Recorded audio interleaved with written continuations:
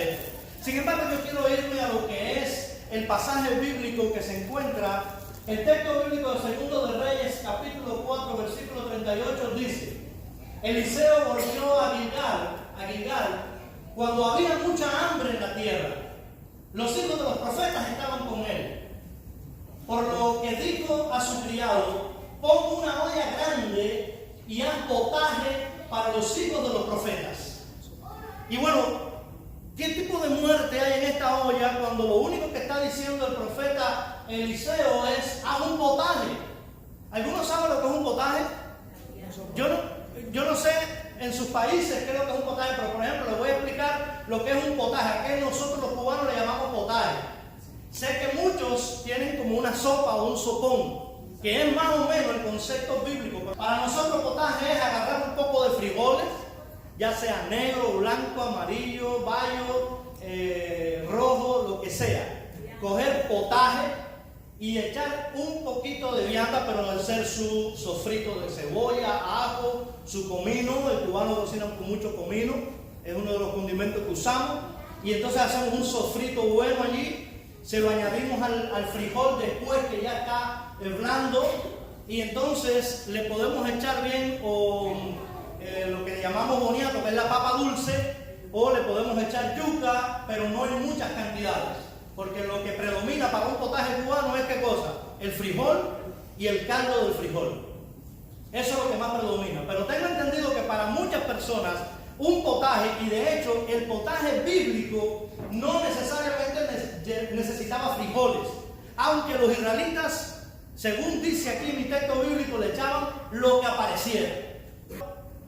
Cuando estamos hablando de un potaje, tú dices: bueno, Eliseo, profeta de Dios, dice allí que los hijos de los profetas estaban con él. Por lo que él dijo entonces a su criado, después de haber dado un estudio o una predicación o una lección, entonces Eliseo dice: pues bueno, vamos a hacer comida para todos. Estaban definitivamente en una escuela de profetas, de los hijos de los profetas. Aquí hay muchas palabras claves y muchas cosas que me interesan aplicar, hermanos. Yo quiero que ustedes vayan caminando conmigo en este texto bíblico, en esta porción de la palabra de Dios, por lo menos en un pedazo, porque desde el versículo 38 al versículo 44 ahí hay dos historias con dos tipos de milagros. Pero yo quiero coger primera parte de esta historia, es decir, desde el versículo 38 al versículo 41. Y quiero basar allí por qué en la olla que Eliseo estaba o mandó a preparar había muerte. ¿Y qué significa todo esto? ¿Por qué? Porque mi palabra de Dios me da la autoridad para yo darle una aplicación extendida al texto bíblico, de tal forma que me ayude a mí en mi actualidad, en mi vida espiritual. Yo no puedo leer esta historia como una historia más, un libro de cuentos, o como algo que le pasó a Eliseo y yo no le voy a sacar provecho. Tengo que sacarle provecho a la palabra de Dios, porque lo que le pasó aquí a Eliseo o a todos los hijos de los profetas en esta escuela le puede pasar a cualquiera de nosotros en la vida cristiana, o a la iglesia en forma general, en la vida del transcurso de la vida del cristianismo que vamos llevando. Dice la palabra de Dios. Vamos a leer allí Segundo de Reyes, capítulo 4, versículo 38 en adelante. Eliseo volvió a Gilgal cuando había mucha hambre en la tierra. Los hijos de los profetas estaban con él, por lo que dijo a su criado: pon una olla grande y haz potaje para los hijos de los profetas. Uno de ellos, de los hijos de los profetas, salió del campo a recoger hierbas. Halló como una parra montés y llenó sus faldas de calabazas silvestres, que es lo que se entiende por parra montés.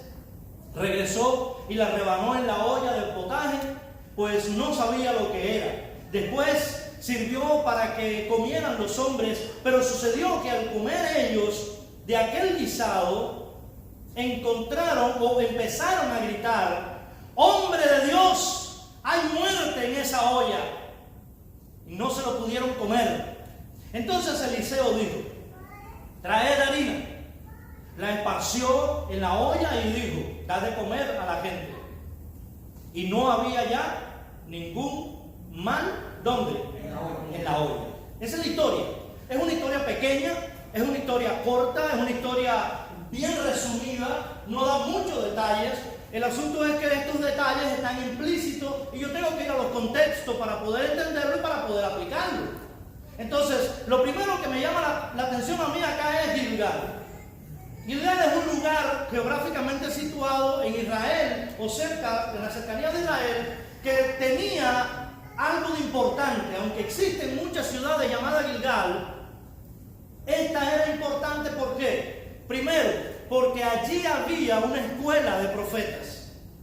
Pero esta escuela de profetas se me hace como que muchos la han comparado con los seminarios teológicos de hoy. Pero en los seminarios teológicos de hoy van muchas personas. Por lo menos, por ejemplo, en Cuba, el seminario teológico adventista es uno en toda Cuba.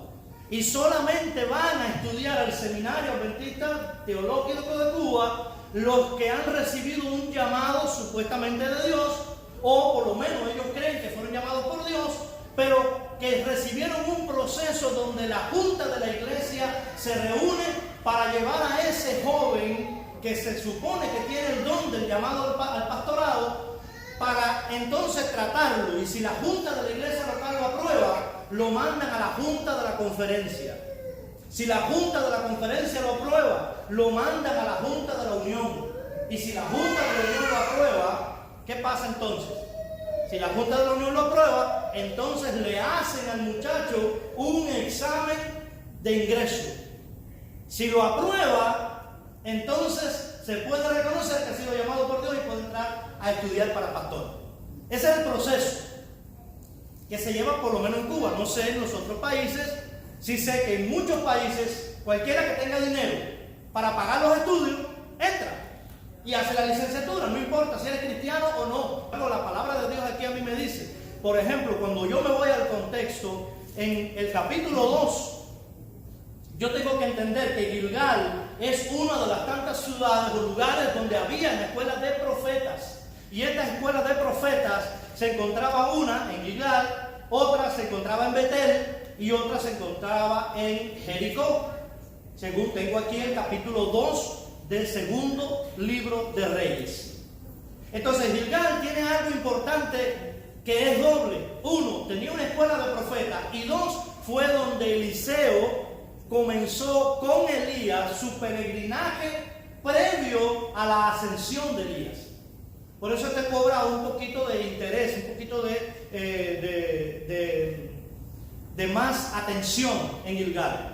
¿Por qué? Porque fíjense que una vez que Elías es arrebatado al cielo en un carro de fuego, Eliseo se queda con su capa y se queda también con la doble porción del Espíritu y se pone a hacer su ministerio no en un lugar, sino que se empieza a ir de lugar en lugar, que es el recorrido de Segundo de Reyes hasta el capítulo 4, donde vemos el caso del aceite para la viuda. Vemos muchos milagros que hace Eliseo, pero cuando llega el hambre, Eliseo dice: ok, yo me voy para un lugar especial para mí. ¿Qué lugar es ese? Gilgal. Porque allí fue donde primera vez, antes de que Elías fuera ascendido al cielo, fue la primera vez que Elías me dijo: quédate aquí. Y fue la primera vez que yo le dije: Elías, ni de loco, ni de chiste me quedo aquí. Yo voy contigo cuando tú vayas. Interesante, ¿verdad? Es decir, que ya Gilgal para Eliseo tenía algo también personal. Y era importante, ¿por qué? Porque allí había una escuela de profetas, y vemos en el contexto de Segundo de Reyes que el profeta Eliseo fue de los pocos profetas privilegiados de no tener un ministerio solo. La mayoría de los profetas de Israel vivieron solos, vivieron apartados. O se apartaban ellos para hacer su ministerio, o los apartaban la gente por el mensaje que traían. Pero a Eliseo no le pasó esto.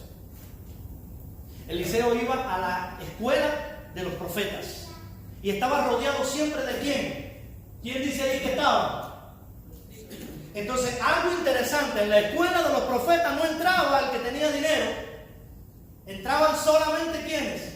los hijos de los profetas.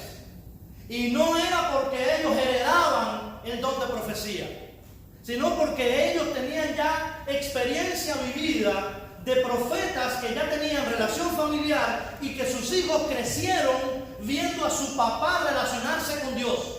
De tal forma que estas escuelas se convirtieron o se hicieron con el objetivo de ayudar ¿a quién? A las familias de los profetas. Existen muchas escuelas así, existen muchos colegios así. Y de hecho hay muchos pastores que en la actualidad creen que es obligatorio que solamente a los seminarios teológicos vayan hijos de pastores, no improvisados como nosotros que vinimos del mundo, nos convertimos y sentimos el llamado y fuimos a la escuela.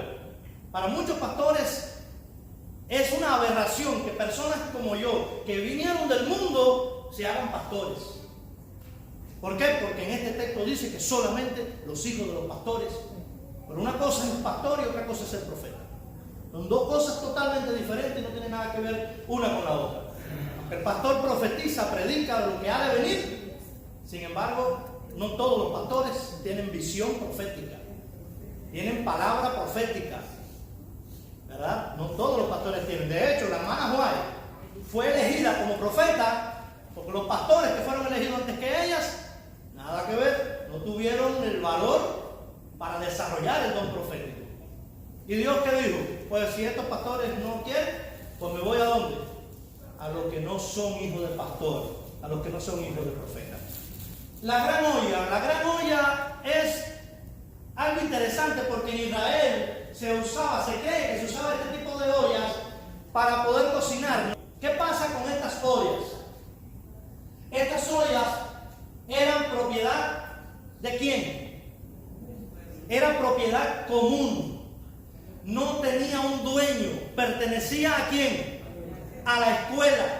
Y como pertenecía a la escuela, todos tenían cuidado de ella. Era el centro de interés común. Cuando se cocinaba, allí no había un comedor, sino que todos se sentaban alrededor de la olla, todos comían, sacando y se compartían. Ahora, lo interesante de esto es que lo que me simboliza a mí, la olla en realidad, es ¿qué cosa? Es que es el ministerio evangélico. Si yo quiero ahora aplicar a la palabra de Dios a mi vida en forma especial, yo tengo que mirar una aplicación extendida a cada elemento importante que hay en esta historia. Y entonces yo veo la olla como algo importante, porque Eliseo no dice escoge cualquier ollita. Él dice cocina una olla grande porque somos muchos y es necesario, según lo que dice la historia del versículo 42 en adelante, eran como 100 personas allí que estaban allí comiendo. Ahora, esta olla representa el evangelio, representa el ministerio evangélico. Y nosotros tenemos que desarrollarnos alrededor de esta olla. Porque a mí lo que me da curiosidad es que cuando la gente cocinaba, se sentaban alrededor de ella porque no le pertenecía a alguien, sino que era propiedad común. El evangelio es propiedad común para todos nosotros. Y el evangelio nos hace a nosotros sentarnos a su alrededor para poder alimentarnos de ellos. Porque aunque ustedes no lo crean, hermanos, y yo lo dije aquí recién venido para acá como pastor, aunque ustedes no lo crean, ustedes no son ovejas en esta iglesia. Yo siempre les he enseñado que la iglesia adventista del séptimo día no es una iglesia de ovejas dirigida por un pastor terrenal. La iglesia adventista del séptimo día es una iglesia profética, es una iglesia pastoral, es una iglesia que dentro de su misión está alcanzar a los perdidos en la calle, que son realmente las ovejas que están descarriadas. Nosotros tenemos un llamado profético, pero no somos los profetas. No es lo mismo tener un llamado profético a ser los profetas. Nosotros no somos los profetas, nosotros tenemos un mensaje profético que dar. Isaías 58, 11 y 12 dice: y vosotros seréis llamados reparador de portillos, restaurador de calzadas para habitar. Esa profecía está encarnada en cada uno de nosotros. Toda persona que se bautiza en la iglesia adventista del séptimo día o en la iglesia cristiana, en forma general, se bautiza y es nacido como un obrero evangélico.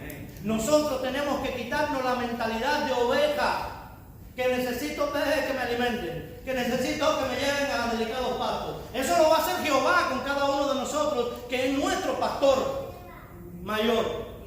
Pero la iglesia no tiene que depender de un pastor humano. ¿Por qué? Porque ustedes son tan pastores como yo. Ustedes son tan pastores como Byron. Ustedes son tan pastores como los que van a graduarse en un seminario teológico. Que la única diferencia que tienen ellos es que tienen una credencial y reciben un salario para que se dediquen tiempo completo a la obra de Dios. Esa es la única diferencia. Pero nosotros como iglesia somos los hijos de los profetas.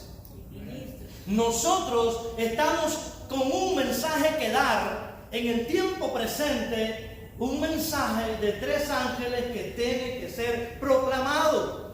Muchas veces creemos que el mensaje de los 3 ángeles es solamente hablar mal de la dirección de la iglesia y solamente hablar mal de la ordenación de la mujer, o hablar bien, o solamente hablar de que si hay que hacerse vegetariano o no. Ese no es el mensaje de los 3 ángeles. El mensaje de los 3 ángeles va mucho más allá que esos 3 tópicos que normalmente los que se han levantado y se han apartado y han hecho otros grupos se han dedicado a eso nada más.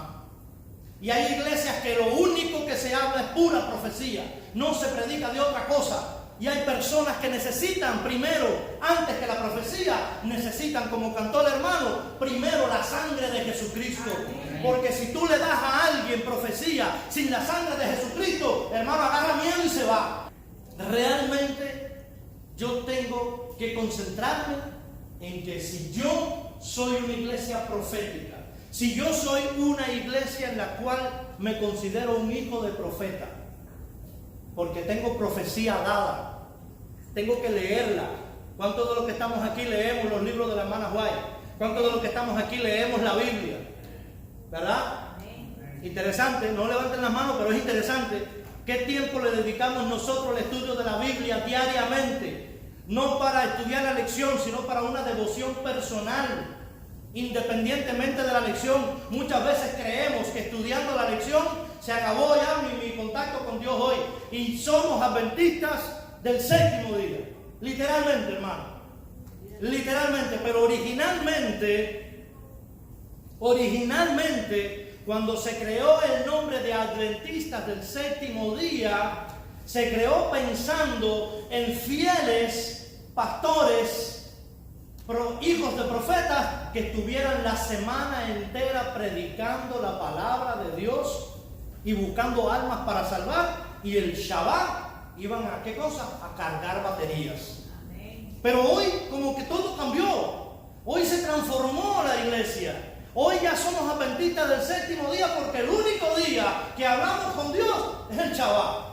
El único día que vamos a la iglesia es el sábado. El único día que creemos que es importante de verdad para relacionarme con Dios es el sábado. Y esperamos que Cristo venga un sábado la mayoría. Por eso sí podemos decir somos adventistas, porque esperamos la venida de Jesús. No la predico, yo la espero, pero no la predico. Somos adventistas. Todo el que espera la venida de Jesús es adventista. ¿Verdad? Todo el que espera la venida de Jesús es adventista. Todo el que dice que guarda el Shabbat es adventista. Pero para yo guardar el sábado, hermano, me dice mi Biblia, que para ser un buen observador del sábado, dice mi Biblia también, 6 días trabajarás y harás en ello todas tus obras. Más el séptimo día reposo. Hay gente que reposa el sábado para venir a la iglesia, pero reposa los otros 7 días, son los otros 6 días. Hay gente que no trabaja, hay gente que se pasa el día en la casa esperando que alguien le llame para un trabajo. No salen, no buscan, pero no solamente eso con el trabajo monetario, sino también con el trabajo de la ganancia de almas. Sé que vivimos en un país que es trabajo toda la semana. Sin embargo, hermanos, realmente si venimos a la iglesia solamente el sábado, si hablamos de Dios solamente en sábado, si la gente se entera que yo soy cristiano solamente en sábado, estamos practicando una religión mediocre. No está completa. Porque si no trabajamos, oramos y estudiamos, pronto vamos a apostatar de la fe. Y como hijos de profetas, estamos en la obligación, de acuerdo a esta historia, a sentarnos alrededor de ¿quién? De la olla. La olla, que es el ministerio evangélico, es lo que nos va a nosotros a alimentar. Pero qué triste, ¿verdad? Que cuando nosotros vayamos a comer de la olla, que la comida es lo que representa ¿qué cosa? ¿Cuál es mi comida? Esto es lo que tiene que estar dentro de la olla. Esto es lo que se tiene que predicar. No del largo de la falda, ni si la mujer se pinta o no se pinta, si usa arete o no usa arete. Eso no es Biblia, hermanos. Eso no es sangre de Jesucristo. Eso no es plan de redención. Eso no es vida eterna. Eso son cosas que se pueden hablar en una lección, en una clase, pero tomar un tema, un sermón, el tiempo dedicado a predicar la palabra, tomarlo para hablar solamente. Porque me da la curiosidad siempre esa de que cada vez que se habla aquí de la vestimenta, es de lo mal que visten las mujeres. ¿Y los hombres qué? Son pantalones de hombres que están haciendo la mitad de nalga. Que no sepa qué hacen eso, sin ya con uno engorda ni nalga le queda. ¿Ah? ¿Por qué no se habla de la forma de vestir de los hombres? ¿Por qué siempre es atacando a las mujeres? Porque los hombres que se paran aquí a hablar de cómo visten las mujeres es el que se pasa todo el culto mirando a las mujeres de la iglesia. Ojo, al que le duela, que le dolió. ¿Ok? Como yo siempre he dicho, yo solamente tengo que mirarle a las hermanas sus ojos. Del cuello para abajo yo no tengo que mirar nada a ninguna de mis hermanas. Porque ¿para qué? Entonces, si yo no tengo sana doctrina dentro de la olla, pues entonces podemos gritar, hermanos. ¿Podemos gritar qué cosa? Podemos gritar aquí como dice el versículo 40. Después sirvió para que comieran los hombres, pero sucedió que al comer ellos del guisado, empezaron a gritar. Wow, qué triste que cuando tú vayas, te echas una cucharada. Miren, yo estaba trabajando aquí en la Florida, echándole el piso de lo que es el patio a un hindú. Estábamos poniéndole el piso alrededor de la piscina. Y ese hombre se le gustó el trabajo que estábamos haciendo. ¿Y saben qué hizo ese hombre? Ese hombre y su esposa cocinaron para nosotros. Un hombre que no tenía necesidad de cocinar, pero él quería cocinar para nosotros.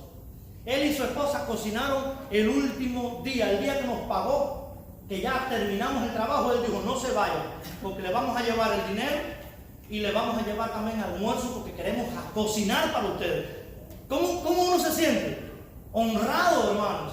Y más ese día que ese hombre, aparte del salario que nos debía por el trabajo que hicimos, ese hombre a cada uno, éramos 5, y a cada uno nos dio un cheque aparte, sin contar con el jefe de nosotros. Al jefe le dio un cheque y a cada uno de nosotros le dio un cheque aparte. Nadie sabía lo que había en el cheque. Sabíamos lo que era, pero no sabíamos la cantidad que era. Y nos sentamos a comer alrededor de esa comida hindú, hermanos, que, miren, aquello se veía maravilloso.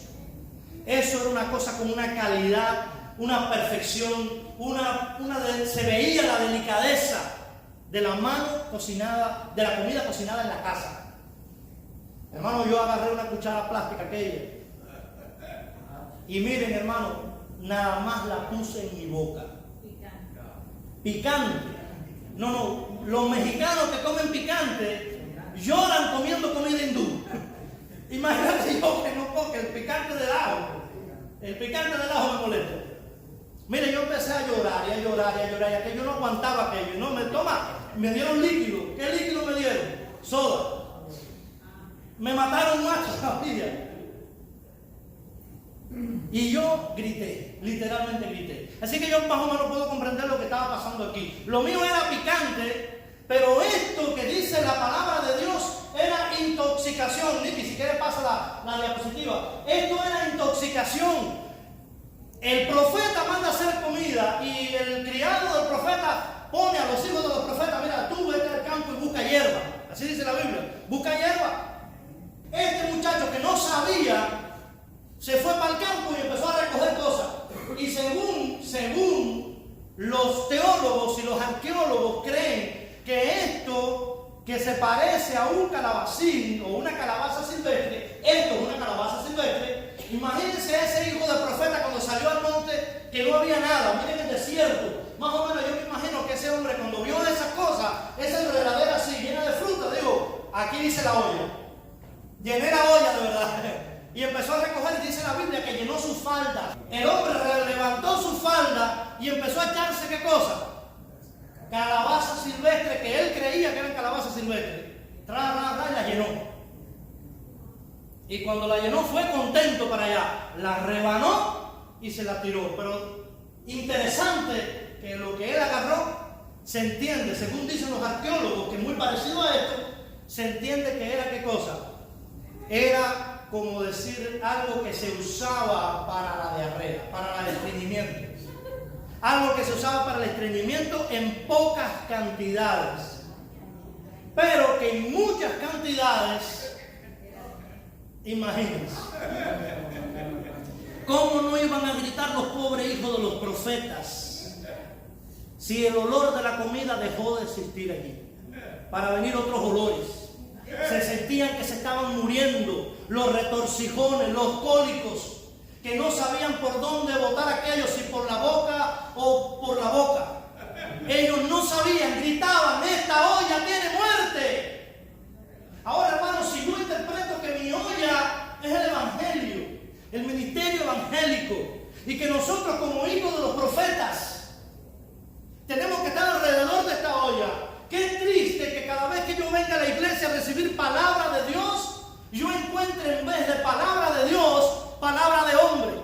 Encuentre veneno, encuentre laxantes, que salga de la iglesia peor que de la forma que viene. Ahora, ¿de quién es culpa? Porque nosotros los hispanos nos gusta buscar la culpa a cualquiera. De hecho, no los hispanos. Adán y Eva, desde que las excusas se inventaron, nadie queda mal. Cuando Adán pecó, que Dios vino, ¿qué dijo Adán? La mujer que tú me diste. Y la mujer, oye mujer, ¿qué pasó? La serpiente que tú creaste. Y si Dios le hubiese ocurrido preguntarle a la serpiente, ¿qué hubiese contestado la serpiente? ¿Para qué me creaste? Al final, el resultado, la culpa de que hubiésemos entrado en pecado, ¿de quién era? De Dios. Porque eso es lo que dijo Adán, que la culpa es tuya, la mujer que tú me diste. Si tú no me hubieses dado esta mujer, yo no hubiese pecado. ¿La culpa de quién es? Mujer, ¿qué pasó? La serpiente que tú creaste. Y nosotros somos especialistas, tenemos doctorado, PhD, en echarle culpa a la gente. Hermana, ¿qué pasó? Uno como pastor a veces, uno es administrador, uno no es que es mejor que nadie, uno es el administrador de la iglesia. Cuando en una junta uno pregunta a veces, ¿qué pasó? Que no se desarrolló esto. La persona que estaba a cargo, ¿qué es lo primero que hace, hermano? Eso es de humano, no justifico el pecado, pero es de humano. ¿Qué es lo primero que hace la persona? No, pero yo lo dije, que lo hicieron, pero no lo quisieron hacer. Todo el mundo dijo que cumpliría y al final nadie cumplió. Porque estamos acostumbrados a ¿qué? A echar excusas, a echarle culpa a los demás. ¿De quién es la culpa? De que en la olla del evangelio haya comida envenenada. A ver, hermanos, ¿de quién es la culpa? Si vamos a echar culpa, vamos a mirarlo ahora. Y para uno echar culpa, lo primero que tú tienes que hacer es mirarte en un espejo. Antes de pensar en el de al lado, mírate. Y que la iglesia esté como esté, ¿es culpa de quién? ¿De la conferencia general? ¿Es culpa de Gambetta que se fue y todo el mundo lo quería? ¿Y todo el mundo lo quiere? ¿Es culpa de él? ¿Es culpa del pastor? ¿Es culpa del director de diáconos o es culpa de la directora de escuela sabática? ¿De quién es culpa que la iglesia esté como esté en ocasiones? La culpa es, mírense hacia sí mismo y díganse ustedes mismos a sí mismos. Mí mismo, la culpa es tuya. Díganselo. Díganselo, hermano, porque esto es lo que va a hacer que la iglesia salga del lugar en donde se puede creer que está. Muchas personas se van, la iglesia no está organizada. Me voy porque eso es un reguero allí. Nosotros estamos acostumbrados a dar nuestra opinión con respecto a las cosas, veo que muchas personas o casi nadie estudia administración de iglesia, pero todo el mundo a la hora de opinar son expertos en cómo andan las cosas en la iglesia. Sin embargo, la culpa de que en la olla haya muerte, ¿de quién es? No, de nosotros no. Ahí háblenme en singular. Es ahí donde yo quiero que ustedes lleguen a ese entendimiento. Yo no quiero que ustedes digan la culpa es de nosotros. No, porque si no también le estás echando la culpa que está al lado tuyo. Aparte que estás reconociendo que es tuya, se la estás tirando a otro. La culpa es de nosotros no. Yo tengo que reconocer, primero yo como pastor tengo que reconocer que el 100% de la culpa es mía. Pero no porque ustedes me lo dijeron, pastor, la culpa es tuya. No. Yo sé que la culpa es mía porque yo me lo digo a mí mismo. Pero eso tiene que hacer cada uno de ustedes. Si ustedes quieren ver una iglesia próspera, prospérese usted. Si usted quiere ver una iglesia reavivada, reavívese usted. Porque fíjense, la solución que dio el profeta, a ver, pásame la diapositiva, a ver qué tenemos ahí. La solución que dio el profeta, sigue, esta es más calabaza, y ahora mismo no tengo deseo de comer calabaza. Fue introducida sin intención, no importa que no haya habido una mala intención al introducir una norma en la iglesia que perjudica, por ejemplo, a los niños, o una norma en la iglesia que perjudica, por ejemplo, a los jóvenes. Porque, ojo, ustedes saben la diferencia entre una norma de la iglesia y los principios de la iglesia, ¿verdad? ¿Sí entienden la diferencia? A mí nunca me van a oír hablar de los principios de la iglesia, pero de las normas de la iglesia, que son generalmente locales. Esta iglesia tiene normas un poco diferentes de otras congregaciones, porque tienen otras necesidades. Ahí es donde yo digo, cuidado, que nuestras normas de la iglesia no caigan en veneno para nuestra comida. Puede ser que tú lo hagas sin intención, pero por favor, que tú lo hagas sin intención no quiere decir que deje de ser veneno. No quiere decir que deje de dar diarrea. ¿Qué pasa cuando en la iglesia hay laxantes en la verdad? ¿Qué pasa cuando en la iglesia hay veneno en la comida bíblica? Hay diarrea también. Y se van por chorro. Salen por chorro. La gente, las personas, los hermanos que dolidos se van. ¿Es culpa de qué? Díganlo así, no tengan miedo. Porque Carlos dijo que la culpa es de él, yo no voy a decir, ya se resolvió el problema, la culpa es de Carlos. No, la culpa es mía, hermano. El que haya sido sin intención estropeó todo lo que estaba en la olla, hermano. Todo estaba rico menos la calabacita endemoniada. Por esa calabacita endemoniada echó a perderlo todo. Nicky, pasa la otra diapositiva. Interrumpió la comida porque empezaron a gritar. Sigue pasando la Nicky. Es lo que dice el texto. Fue denunciada en el acto. Es a lo que yo quiero llevarlos a ustedes ahora. Si vemos veneno en la comida, hermanos, denúncienlo. Pero yo no quiero que me pongan ahora a denunciar el veneno que ustedes ven de los demás. ¿Amén? ¿Cuántos dicen amén? Amén. Interesante, ¿verdad? Si usted encontró veneno en la comida, yo no quiero que usted salga por ahí diciendo, pastor, el tema estuvo muy bueno, pero yo vi que Carlos hizo algún gesto ahí que me dolió a mí y eso envenenó mi comida. No recibí palabra. O hay personas, yo sé que muchas personas salen de la iglesia diciendo, fulanito no me saludó. Todo el mundo lo saludó, menos fulanito. Wow, ¿qué impacto tiene ese fulanito en esa persona?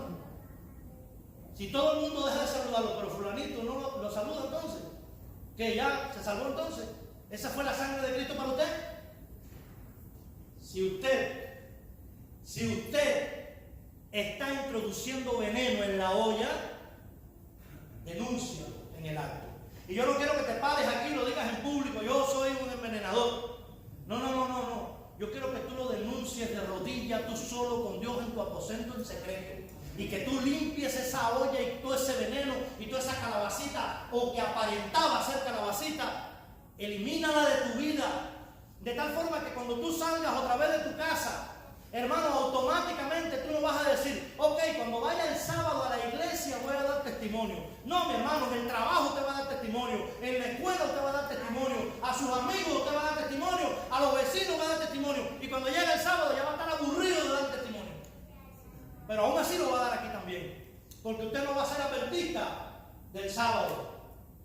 Usted va a ser un cristiano 24 horas, 7 días de la semana. Amén. No necesariamente. Nicky, pasa la diapositiva. ¿Cuál fue el remedio eficaz? Dice aquí. El remedio eficaz, hermano, está en lo que el hermano cantó. Y esa canción estuvo genial, hermano. Dios te bendiga, porque no sé quién te invitó, no sé quién te dijo ven a cantar, pero el que lo hizo fue inspirado por Dios.